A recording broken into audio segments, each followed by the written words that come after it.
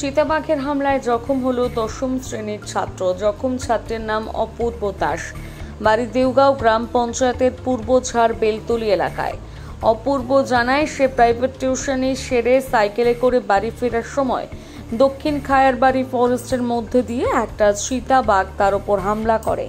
আবার সে ফরেস্টের মধ্যেই পালিয়ে যায়। তার চিৎকার শুনে আশেপাশের লোকেরা এসে তাকে উদ্ধার করে ফালাকাটা সুপার স্পেশালিটি হাসপাতালে নিয়ে আসে চিকিৎসার জন্য।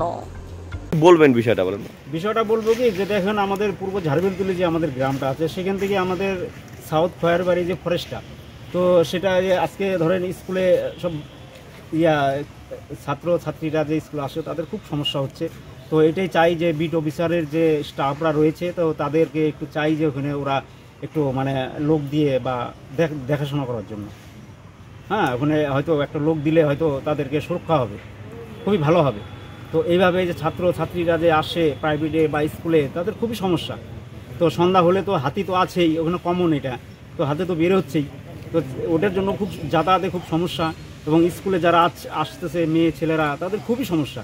তো এটাই চাচ্ছি যে বিট অফিসারের কাছে, যে এটা যেন ওনারা মানে কোনো স্টাফকে ওখানে একটা নির্ধারিত করে দেয়।